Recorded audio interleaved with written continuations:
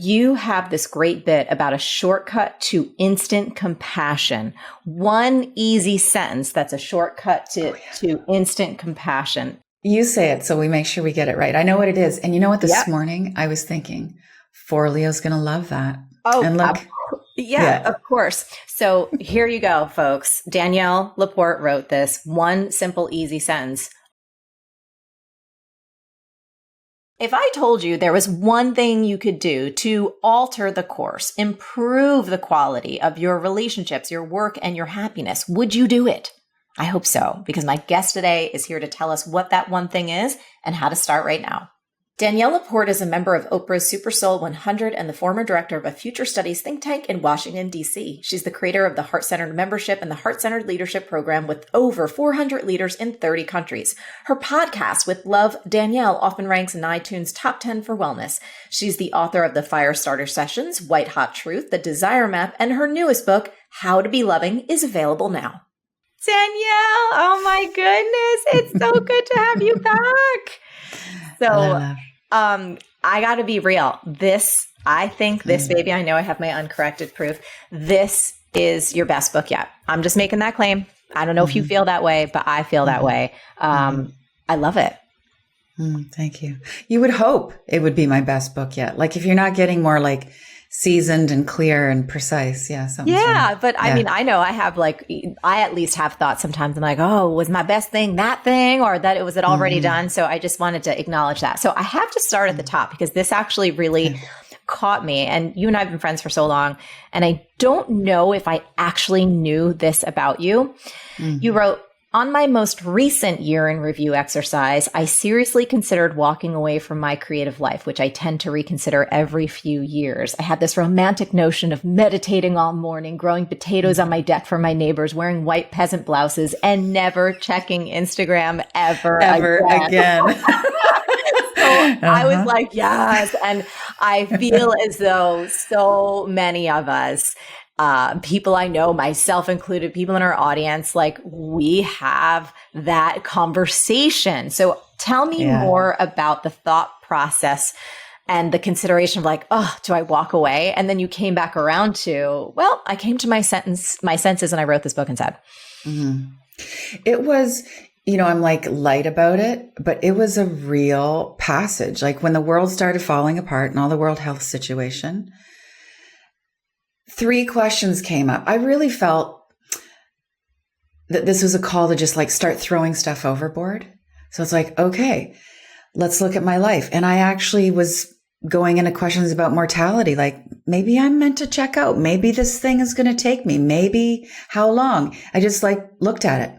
Do I really, really want to be here? I have a kid. I don't want to go, but maybe I should go. Maybe my kid has his own karma, So I had a conversation with life about like, okay, I'm going to get comfortable with uncertainty. And then there was career. Like, what's the next big thing after loving your people and being alive? Career. It's like, I've always said to my son, whose name I now say publicly because he's given me permission. I always say to Harper, like, if everything fell apart, you and I could get like a small 1-bedroom place with parquet floors, and we would be so happy. Like, we're going to be good no matter what happens. So that maybe I'm supposed to have just some parquet floors and a small apartment and not do this thing. And like the spiritual calling, like my next, this is an overused phrase in our space, but like my next edge would be anonymity, just disappear. And then there was a bigger question, which, as my friend, it was part of my life for a while. I was like, I want to meet my person. I'm ready for the partnership, for the beloved. Yeah. And while I'm throwing things overboard, I think I should throw that desire overboard too. And just, there's so much love in my life. And let's just really just bake in, I don't know. And then I'm just going to grow potatoes on my deck.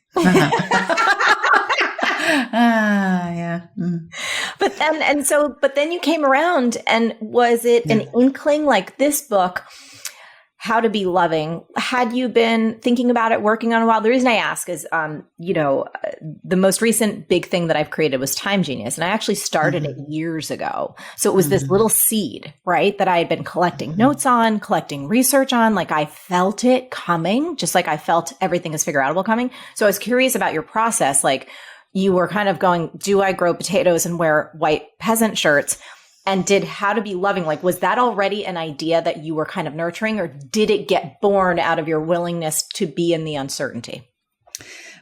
Both. The seed of this was the desire map.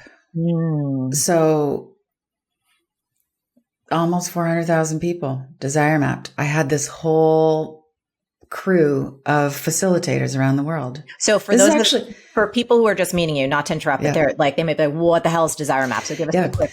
The desire map was a book that turned into a day planner system, that turned into a coaching system. And the guiding question was, how do you want to feel? And I walk you through this methodology. You came up with your core desired feelings. And I want to feel clear and inspired and love and connected, let's say. And you made all your decisions according to those core desired feelings. And that was awesome. And I realized that is not the end game. That is only half of the story. It's an important half of the story. But for me, I got to, this is just developmental. Yes, feelings are this GPS system. Yes, they should guide your life. Yes, they point you in the direction of like, you're awake, you're constricted. Yeah. But life is not about doing everything you got to do that day. Just be happy, because you're not going to be happy every day. And the revelation for me about the new question and how this emerged was actually talking to a friend. As most of my revelations come in relationship. I really believe all relationships are vehicles for healing. That's it. Whether it's with your mother or the guy who is giving you your tea at the cafe. And I was in a really dark night. And we can unpack what dark night of the soul actually means, but it was a rough passage. It was a year of turmoil and identity dissolution, all those things. And anybody who would call or reach out, of course, I'm in pain. I want them to check in. How are you doing? And a friend called who I hadn't talked to in a while. She didn't know the state I was in. And she was also falling apart. And just out of instinct, I asked her how she was doing first. And we ended up having a whole conversation focused on her. And I did what I do, which is just love and witness and be a friend. And we never got into my thing. And at the end of the call, I just thought I was useful and that was meaningful. And even in my own agony, I felt connected to something greater than me. I was able to be loving. I was able to make a contribution. I was able to be compassionate. There were people I forgave during my dark night. And it really sunk in for me that fulfillment isn't about a feeling. Fulfillment is about a way of being. And that I got really clear that I want to be loving and compassionate, forgiving, no matter what. And this is the mastery that all the mystics are talking about. Like, you abide. You're going to be steady no matter what the storm. You're going to know your divinity no matter what anybody says. So a new question emerged, which is, what do I want to embody? What do I want to be all the time, no matter what? Which, was love. So I started with a very different book, by the way. The book deal was not for the book I ended up with. Oh, really? What was that scoop? Well, this was going to be how to feel more. This was going to be Desire Map 2.0, and when it has that commercial success, yeah, of course, everybody's like, sure, we'll take the next version. Oh, yeah. We want the sequel, right? It's a franchise. Yeah. But it takes a lot of courage. Like, I remember even having the conversation in my own mind, because you know how much I love marketing. You know how much I love business. I love books. I love writing. And I remember thinking to myself, I'm like, okay, I did everything as figureoutable. Should I do time as figureoutable? Like, should I do money as... I literally started buying up domain names like, wild, because that's me. And then I was like, no, I don't want to. And so I'm so happy that it was starting to go in one direction, and you listened to this. And I had told you this when you and I spoke a few months back, right? When we were first talking about this book. This has been the exact work that I have been diving into myself personally. And so I was so excited to read this from you. And I love this. You wrote, when you turn to the intelligence of the heart, you uncondition your mind of all kinds of social programming. The frequency of love dissolves eons of divisive dogma and elevates the quality of our thoughts. So how do you see this call for gentleness as counterculture to so much of what we're all experiencing right now? All this polarization has us want to fight. Yeah. We even want to use love to fight.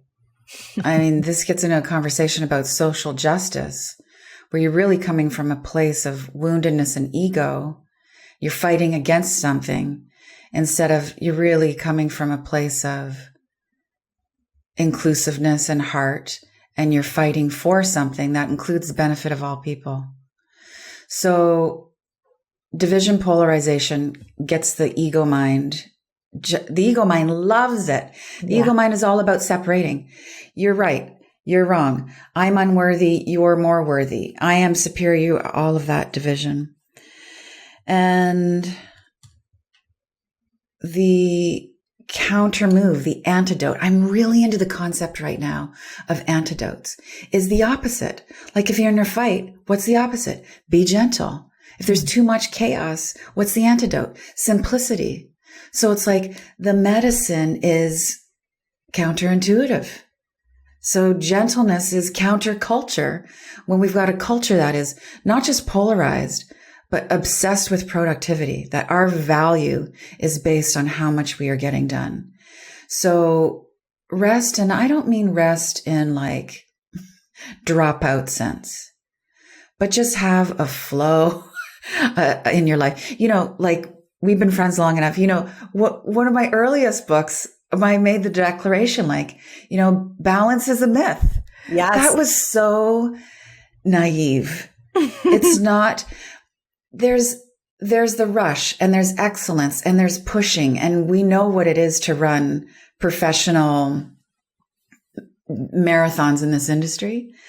But you have to be doing it from this balance of service and striving for the right reasons, and gentleness for most ego-centered minds it's totally discombobulating. Cannot it even. is, because there's, at least for me, like if I tap into the conditioning, the first thing, like if we were doing a little instant like association test, right? Gentleness, weakness, gentleness, you're not going for it. Gentleness, laziness, gentleness, you know, you can kind of, I can just start to list out the things. And one of the many aspects of your book that I found so compelling was, as I was reading it, there were so many turns of phrases and sentences around stillness, and specifically this notion of tapping into the intelligence of our heart. And I know when I am off my rocker, I know when I am my worst self, when this thing, you know, the mind, the ego, the conditioning has me and is dragging me, stillness is not present. And the moment I can drop in and slow down and like tap into my heart, the clarity is usually pretty instant. And the wisdom is there. And so I loved this. And I loved this notion of just the intelligence of your heart, because it really is that, isn't it? Like a whole other level of knowing and this natural, intuitive opening that we're just not given any instructions for how to be that more frequently. And I think that's one of the gifts of your work right now. Well, the other power move with I think the sister of gentleness is receptivity, which is counter to striving. And I talk a lot about this with business women. So I just did a talk a couple months ago, big consulting firm, women in cyber tech. And I thought, I have got to have it together for these women. And, you know, right before I got on, I was like, no, I just need to be me, because I might be the antidote to what's going on in this organization. And as soon as you start talking to overachieving women in a male-centric culture about receptivity, You can hear the exhales. Like everybody leans in, like intuitively, they know it's right. And I even think psychologically, they know there's a longing for this kind of more relaxed way of being. But really where we like push it over the edge for them is that to make it clear that receptivity is the power move. And so I talk to them about basking. And I just run them through this like just 1 minute visualization. Everybody listening can do it now. You're laying on a beach. It's safe. It's warm. It's paradise. What do you have to do? Nothing. You are just basking in the nourishment of the sun that is there for you. The vitamin D wants to get into your every crevice. You just need to be still enough and receptive enough to have it do its thing. And because we're productivity obsessed and all the metrics and everything, we don't slow down. And we're always, I mean, we know this in this wellness space. We're always looking for the answer outside of ourselves. Right. But I think we're missing a part of that formula. It's like, yes, be still. But what we're really doing is we're turning to higher guidance. Like, don't go to an influencer to figure out what you're supposed to do with your life. Turn to the source that's actually informing the universal intelligence that's making sure there is time and there is memory and there are trees and there is birth and all of that. Why don't you go turn to that for your directions? Because probably knows where you should go. Yeah. Yeah. And there's no doing. There's just receiving. And then you rock and roll. I call it a stillness sandwich. Like you be still in the beginning of the project, the relationship of your day. Then you go, you do. We are here. Get it done. Pull it off. And then still at the end. And I think when we miss the stillness at the end, then we just got to repeat the lesson the next day or the following year. Just like integrate what you learned. Have your shavasana in your day. And then that's how you build wisdom. Yeah. Something else I circled and starred. Insight begins with the desire to truly know what's going on. It's as simple as pausing in the middle of an emotional bind with someone and thinking, I wonder what they're experiencing now. That's an act of love. And when I read that, it really had me sit for a minute and just marinate on the truth of that. Like that simple question, I wonder what they're experiencing now. You know, again, when my mind is going into the righteousness and the frustration, and this is all the things that they did wrong. It's like, you're 100% right. That is an act of love. Is that something that you find yourself practicing? Yeah, especially these last couple of years, my authority issues have just been on a red alert. And what that's do you mean really by that? been helpful.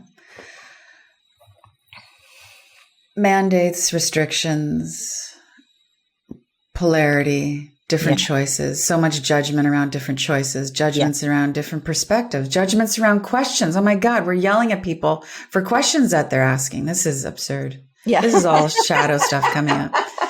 But with someone with pre-existing authority issues, this has been challenging for me. But what I realized, and the question of like, I wonder what their experience right now has really been helpful. What I realized is that my authority issues were not about me thinking I knew better or I needed to be in charge. It was actually about my fear of being controlled. Because, and how I put that together, I was like, I know this is my ego acting out because this is like this flare up, you know, it's this burst. I'm not really 100% feeling in control. This is not centered equilibrium. Like something's going on here. And I thought, okay, well, it's got to be fear-based. What could I possibly be, afraid of? Because this authority is ridiculous and la, la, la, la. And I just realized, wow, this is me not wanting to be controlled. And that had me soften a lot. I walk through the grocery store differently now. Yeah. Hey, real quick, and then we will get back to this amazing conversation with Danielle. Let's be honest, stress happens to all of us, right? I mean, it happens to me.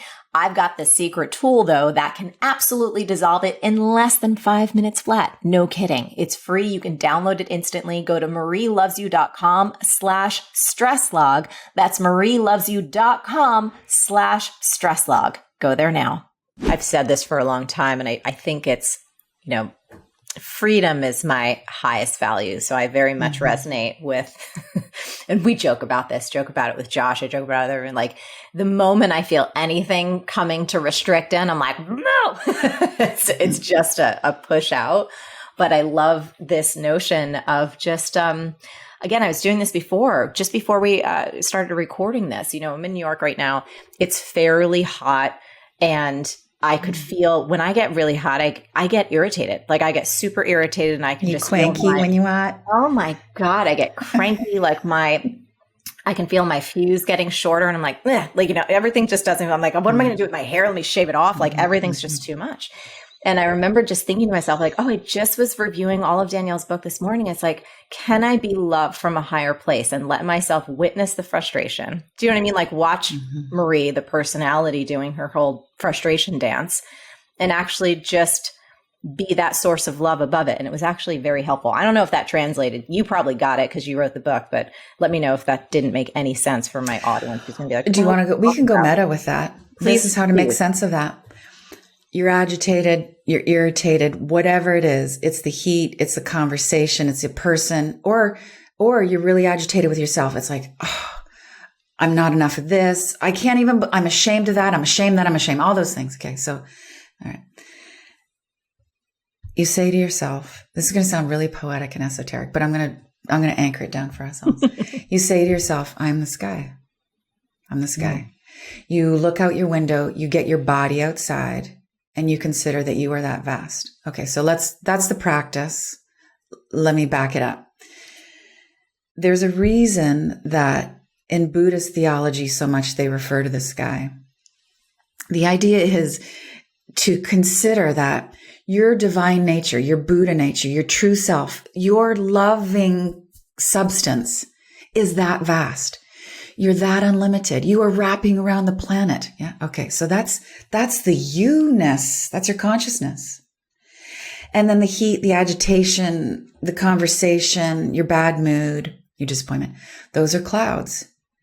You don't say, this is really important in terms of acceptance. You don't say, well, that's a bad cloud and that cloud shouldn't be here. It's here. You're irritated. You're bummed out. Okay. It's going to pass through. But you're not the emotion. You're not the feeling. You're not that conversation that you had with someone and they, said something that stuck in your mind about you. You're not what anybody ever said about you. Those are just clouds. They will come. They will go. They may stay a little longer than you want, but you're actually the sky. So another phrase for this is, I am love. I'm the sky. I am love. And I got this. So you approach the problem very differently. You use that kind of Mayan poetry. So you move into the conversation or your relationship with the heat, the agitation, and you're not your past trying to solve this. And you're not someone's opinion of you trying to solve the problem. You are love solving the problem. You think very differently. You will speak very differently. This works with my partner all the time. It was just on a walk the other day. We were taking a time out, and then we were going to reconvene at a sushi restaurant. And I was just going through the list of how I'm going to break it down, all for love. And this is what's so tricky in this space, right? Yeah. All because, we're going to be better, more conscious couple. Here's my list. And this is what love does. And I just did my thing. I was like, Danielle, you're this guy. My list just evaporated. And the argument was just a cloud. And I showed up at the sushi restaurant and I just like, hey, babe. And that's how it works. This love thing is that, higher consciousness is that practical. You show up at the restaurant, you're just like, hey.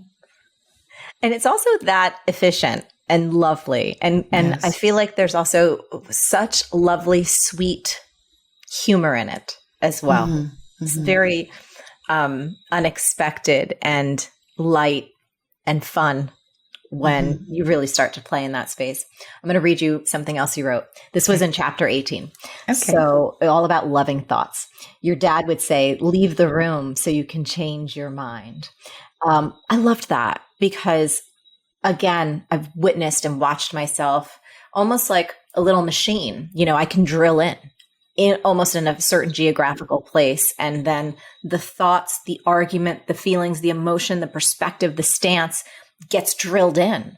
And I love it's just like, go to a different room, walk outside. How important have you seen it in your own practice to change your environment if you notice like, oh, it may be time to change these thoughts? Yeah, the premise here is that you want to be choosing higher vibration, more loving thoughts as much as you can. And sometimes it's not easy to do. You got to get out of the situation.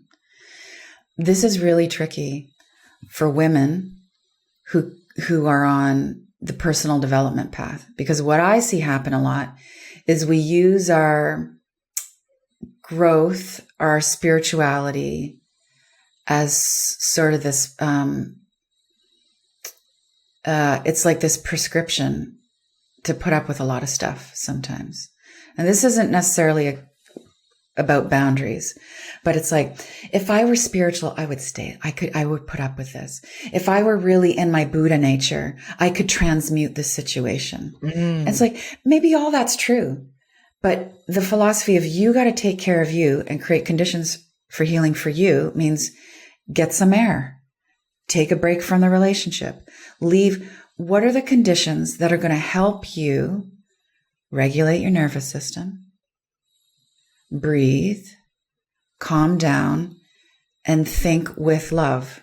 And I say that because thinking clearly is often just more mind, more strategy, more how to. But actually refer to your heart, let your thoughts or your heart inform your thoughts. So you might have to just peace out, but you have to love yourself to peace out. You have to really be your own champion to do that. Yeah. And trust that little nudge. I feel like my heart absolutely gives me nudges when it's like, you know what? Go over into that room. Or, you know, that you need to go get some cash at the bank. Or there's a little thing you can go experience. We don't have to be suffering through it. Right. That's the other thing. And this is my experience, is like, suffering for me was like this spiritual badge. It's like, oh, I can endure. I can put up with, I can transform this with my patience. Those are truths. Patience transforms the situation, but I don't have to put myself through this rigor to be more enlightened, to be more loving, to be more valuable. I can actually choose easy. Yes. I can choose rest. Yes. Yeah. And then I'm more useful. Let's talk a little bit about the nuance around choosing loving thoughts over fear-based thoughts, because it's not the same as positive thinking. And I loved that bit of shading that you did in there. Positive thinking is you're jumping over any unspiritual feelings. It's not spiritual to be angry about this or to feel my rage or to be resentful. So I'm just going to say everything happens for a reason, and this is my karma. And that makes me a better person. That makes me more spiritual. And what it actually does is it's really just shadow on top of shadow. It's just pushing all those human, natural emotions that are actually just showing up because they want your attention. And you're just saying to them, I'm not going to pay attention to you. And you become more fragmented. You get all these little scared parts of yourself, even more scared. And they make more scared little parts and they hang out in your basement. And then one day you at the beach, and why am I at the beach feeling anxious? All those fragmented parts come up through little fender bender or anxiety or panic attacks. So stop trying to overcome your fear. You created your fear. It's your mind, baby. Why would you reject what you created? Why would you leave it on the porch? It just wants love. All the stuff we're pushing away, the neuroses and the rage. It's just saying, hi, I'm an emotion. I come from your unconscious self. And I just want you to pay attention to me. I just want you to be more conscious. So do that. And that is the difference between spiritual bypassing and being faux happy and being a spiritual grown-up. I love that you wrote choosing loving thoughts isn't an act of denial. It's an act of creation. It requires skillful awareness. I thought that was really good too. I think this is the warriorship that we hear a lot about, what it means to be in, love and light. But this is really it. Because depending on how much work you've done or how much trauma you've experienced, you're going to have X amount, an infinite amount of negative thoughts a day. And by negative, I mean divisive thoughts that are saying you don't belong or you don't have what you need or we're all separate. And every time that happens, your job as a child of creation is to choose a higher vibration thought. Like the easiest way to understand it is to say, choose a more positive thought, or I would say, choose a more loving thought. So loving thought isn't necessarily, happy and cheery. Right. And what I see happen with people is it's a muscle to work. There's this doubt that comes up. Really happens for women in their bodies, and you can have all these negative thoughts about your body, your health, your wellness. But you have to choose, you counter that with a thought you actually believe. So this is why I have a problem with affirmations. Like New Age affirmations would teach us, like, you just stand in the mirror and say, I am healthy and beautiful. But if you don't believe that you're healthy and beautiful. Oh, yeah. It's toxic. You're lying to yourself. Right. But can you choose a loving thought that you believe? Such as, I'm going to make this up right now. You stand in the mirror or you walk down the street, whatever it is. And you could say, my body has never let me down. That's it. Or maybe you don't even believe that because you've been in a struggle with your body your whole life. You could say, people heal all the time. And then the next day, I think the thought gets a little closer to yourself. But you're going to have to do this 900 times a day until you get this new neural pathway of I'm choosing the loving thought. Let's talk about ego. You're right. Yeah. It's not so much that we have an ego. It's that we ego our way through life. When we could be loving, we're egoing.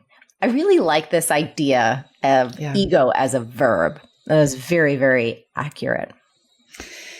This is why this works for me.